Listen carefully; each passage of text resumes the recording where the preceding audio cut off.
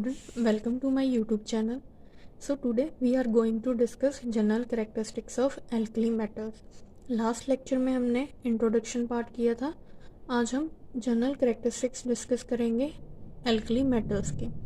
तो first characteristics is electronic configuration. जो alkali metals की electronic configuration, general electronic configuration होती है, that is NS1. Noble gas लिखते हैं हम अगर हमने जनरल इलेक्ट्रॉनिक कन्फिग्रेशन लिखनी हो. ओनली जो वैलेंस इलेक्ट्रॉन की कन्फिग्रेशन होती है, आउटर मोस्ट इलेक्ट्रॉनिक कन्फिग्रेशन, जैसे सोडियम है. सोडियम का एटॉमिक नंबर 11 होता है, तो इसकी जनरल इलेक्ट्रॉनिक कन्फिग्रेशन होगी नोबल गैस. नोबल गैस यहाँ पे आएगी नियॉन. तो हमने 10 इलेक्ट्रॉन फिल कर दिए, तो 3s1.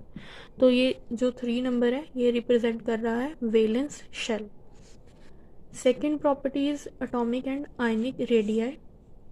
जो एल्कली मेटल्स होते हैं उनका एटॉमिक एंड आयनिक रेडियाई सभी ग्रुप से ज़्यादा होता है.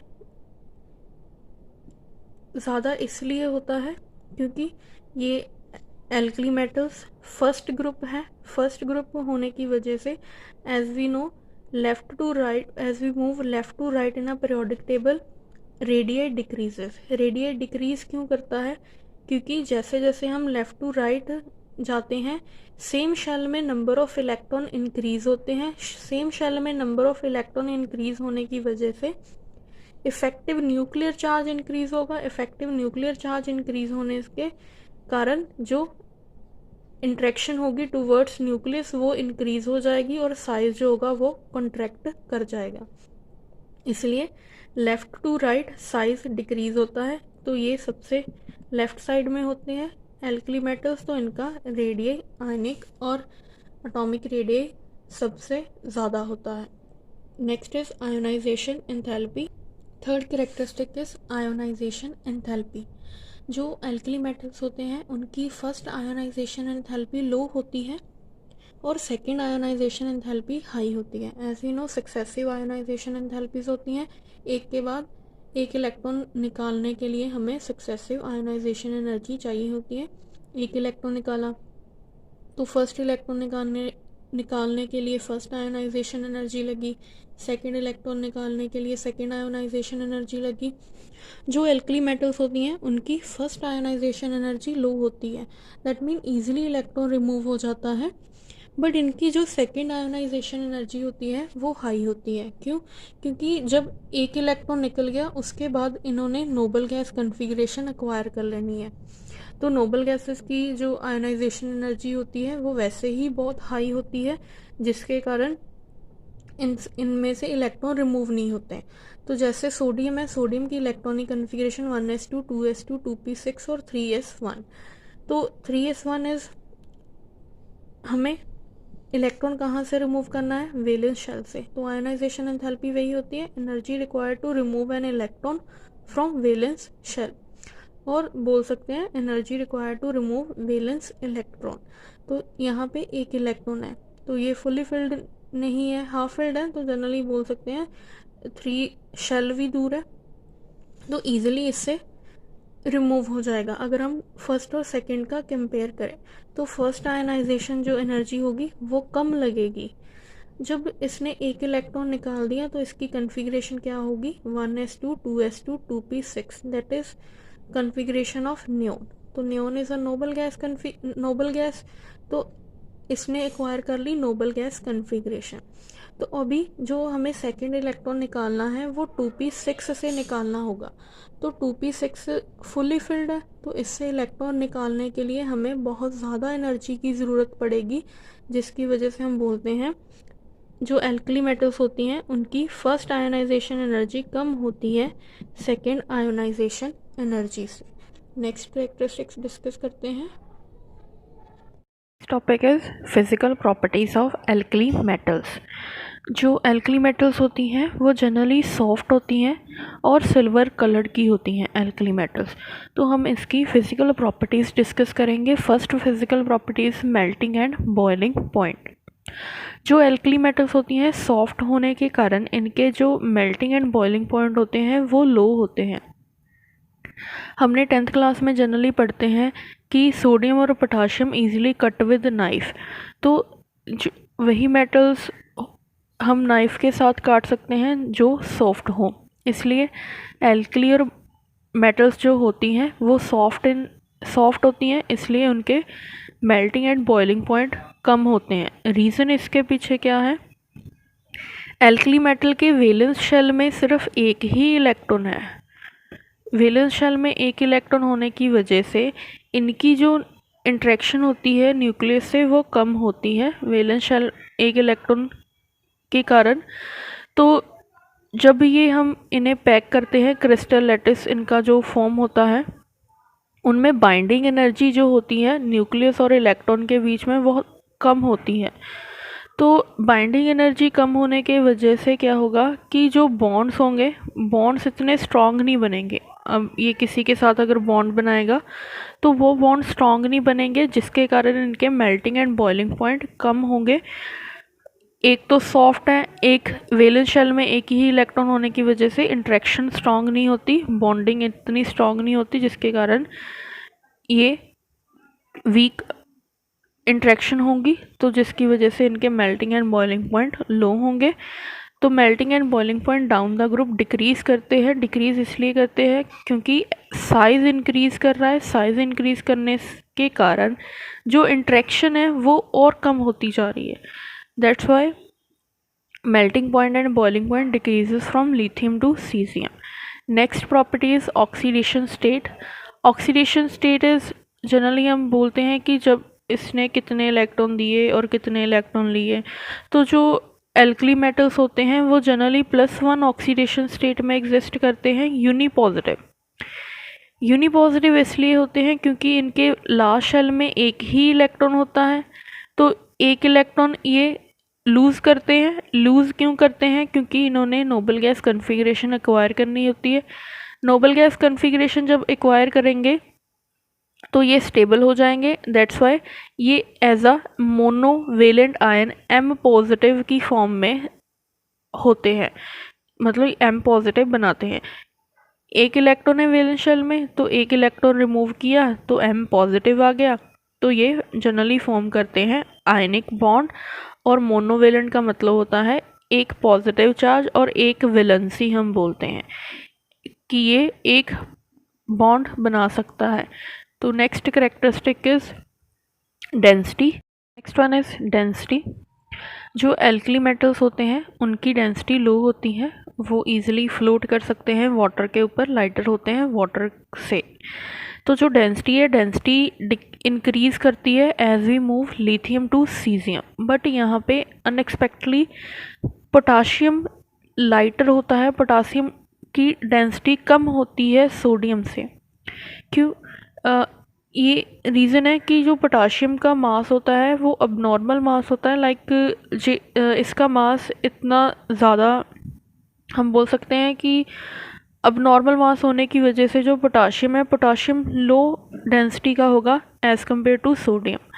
तो डेंसिटी जो होती है, डायरेक्ट रिलेशन होता है density is equal to mass upon volume. तो डेंसिटी का डायरेक्ट रिलेशन है मास के साथ। अगर मास इंक्रीज़ करेगा तो डेंसिटी इंक्रीज़ करेगी। As we know down the group atomic masses increase करते हैं और साइज़ भी इंक्रीज़ करता है। बट यहाँ पे जो मास है, मास डोमिनेंट होगा, तो जितना ज़्यादा मास होगा उतना ज़्यादा उसकी डेंसिटी होगी, उतना वो हैवी होगा। तो इसलिए हम बोल सकते हैं कि as we move lithium to caesium, so जब हम लिथियम टू सीजियम जाते हैं डेंसिटी जो होती है वो इंक्रीज़ करती है। Next characteristic is electropositive nature. Electropositive और मेटालिक नेचर। जो एल्कली मेटल्स होती हैं, दीज आर इलेक्ट्रोपॉजिटिव और metallic in nature because they have only one valence electron in their valence shell. तो इन्हें थोड़ी सी एनर्जी देने के कारण इलेक्ट्रॉन जो होता है वो रिमूव हो जाता है। तो इलेक्ट्रोपॉजिटिव का मतलब होता है कि ये प्लस में एग्जिस्ट करते हैं। तो जो मेटल है, मेटल के को हमने थोड़ी सी एनर्जी दी, एनर्जी देने के कारण इस पे पॉजिटिव चार्ज आ गया और इसने इलेक्ट्रॉन जो है वो रिमूव कर दिया। तो मेटालिक करैक्टर जो होता है, हम इसे मेटालिक करैक्टर भी बोल सकते हैं। मेटालिक करैक्टर कितनी ईजिली इलेक्ट्रॉन देगा, तो as we move down the group metallic character increase करेगा। मेटालिक करैक्टर इसलिए इंक्रीज करेगा जैसे जैसे हम डाउन द ग्रुप मूव करते हैं तो जो साइज़ होता है, साइज़ इंक्रीज करता है। साइज़ इंक्रीज करने से क्या होता है, जो न्यूक्लियस और इलेक्ट्रॉन के बीच की इंटरेक्शन वीक हो जाती है और इलेक्ट्रॉन ईजिली रिमूव हो जाता है। तो जितनी जल्दी इलेक्ट्रॉन रिमूव होगा उतना उसका मेटालिक करैक्टर होगा। तो down the group electropositive nature और मेटालिक करैक्टर इंक्रीज करता है due to increase in size. Next property is flame colouration. Flame colouration क्या होती है, जब हम मेटल्स को बर्न करते हैं, बर्नर होता है एक बंसन बर्नर, लेबॉर्ट्रीज में यूज़ किया जाता है। जब हम मेटल्स को बर्न करते हैं तो उनकी लाट होती है फ्लेम।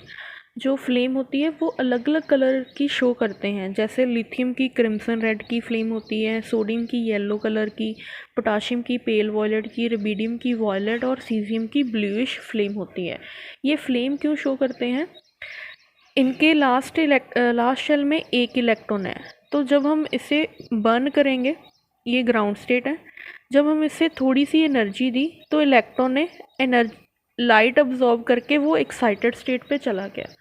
एक्साइटेड स्टेट पे इलेक्ट्रॉन अनस्टेबल होता है, इसलिए जब वो एक्साइटेड स्टेट से वापस ग्राउंड स्टेट पे आता है तो वो कलर रेडिएशन एमिट करता है, कलर रेडिएशन एमिट करेगा। तो इसलिए हम बोलते हैं कि इनकी जो फ्लेम्स होती हैं वो डिफरेंट कलर्स की होती हैं, क्योंकि इलेक्ट्रॉन को थोड़ी सी एनर्जी मिलने के कारण, एक ही इलेक्ट्रॉन था, थोड़ी सी एनर्जी मिलने के कारण, क्योंकि इनकी आयोनाइजेशन एनर्जी लो होती है, थोड़ी सी एनर्जी दी, इलेक्ट्रॉन ग्राउंड स्टेट से एक्साइटेड स्टेट में चला गया, वहाँ पे अनस्टेबल था तो लाइट अब्जॉर्ब करके गया, लाइट अब्जॉर्ब की, हीट अब्जॉर्ब की, जब एक्साइटेड स्टेट से ग्राउंड स्टेट पे वापस आया तो उसने कलर रेडिएशन एमिट की। तो इनके अलग अलग फ्लेम कलर्स होते हैं। Next properties photoelectric effect. तो next properties photoelectric effect. Photoelectric effect होता है जब हम मेटल के सरफेस पे लाइट एक सूटेबल फ्रिक्वेंसी की स्ट्राइक करवाते हैं तो मेटल के सरफेस से इलेक्ट्रॉन जो होता है वो इजेक्ट होता है। तो हम बोल सकते हैं phenomena of ejection of electron when light of suitable frequency strike on metal surface. तो ये photo electric effect maximum extent तक शो करते हैं। मैक्सिमम एक्सटेंट तक इसलिए शो करते हैं क्योंकि इनकी लो आयोनाइजेशन एनर्जी होती है। जैसे ही लाइट इनके सरफेस से स्ट्राइक करेगी तो ये इलेक्ट्रॉन को इजेक्ट कर देंगे। तो ये फोटो इलेक्ट्रिक का फिनोमेना है। एक लास्ट प्रॉपर्टी रह गई है, that is lattice enthalpy. Very very important. Lattice enthalpy होती है जब इनके बॉन्ड्स बनते हैं, आयनिक सॉलिड होते हैं, ये इनके आयनिक सॉलिड एग्जिस्ट करते हैं ये वाले हैलोजन्स के साथ। तो इनकी लैटिस एंथैल्पी बहुत ज़्यादा हाई होती हैं, आयनिक बॉन्ड की लैटिस एंथैल्पी हाई होती हैं। हाई क्योंकि जब हम समझते हैं लैटिस एंथैल्पी होती क्या है। लैटिस एंथैल्पी होती है energy to break 1 mole of ionic solid. ये आयनिक सॉलिड है कि मेटल ने इलेक्ट्रॉन डोनेट किए और किसी ने इलेक्ट्रॉन एक्सेप्ट किए, उसके साथ जो बॉन्ड बना that is the ionic bond. तो इसे ब्रेक करने के लिए जो एनर्जी लगेगी वो होती है लैटिस एंथैल्पी। तो लैटिस एंथैल्पी डिपेंड करती है जितना ज़्यादा स्मॉल साइज़ होगा कैटायन का, कैटायन अब होगी यहाँ पे मेटल्स, उतनी ज़्यादा लैटिस एंथैल्पी होगी। तो लिथियम क्लोराइड के सॉलिड की सबसे ज़्यादा लैटिस एंथैल्पी होती है। इसको ब्रेक करने के लिए ज़्यादा लैटिस एंथैल्पी लगेगी, तो ये डिक्रीज़ करती है as we move down the group. Lattice enthalpy compare करते हैं जिनमें सेम एल्कली मेटल्स हो बट डिफरेंट जो हो हैलोजन एटम हो, तो वो एल्कली एटम्स इनकी जो लैटिस एंथैल्पी है वो डिक्रीज़ करेगी जैसे जैसे अनायन का साइज़ इंक्रीज़ होता जाएगा। तो अनायन का साइज़ का ऑर्डर होता है, फ्लोरीन का साइज़ सबसे कम होता है, तो क्लोरीन का साइज़ उससे बड़ा, फिर ब्रोमीन, फिर आयोडीन। तो आयोडीन का सबसे साइज़ बड़ा है, इसलिए इसकी जो सोडियम आयोडाइड की लैटिस एंथैल्पी होगी वो सबसे कम होगी। तो ये थी physical properties of alkali metals. तो आज के लेक्चर में हम इतना ही पढ़ेंगे। नेक्स्ट लेक्चर में हम डिस्कस करेंगे chemical properties of alkali metals. I hope आपको लेक्चर समझ आया होगा। लाइक शेयर सब्सक्राइब करना। Thank you for watching.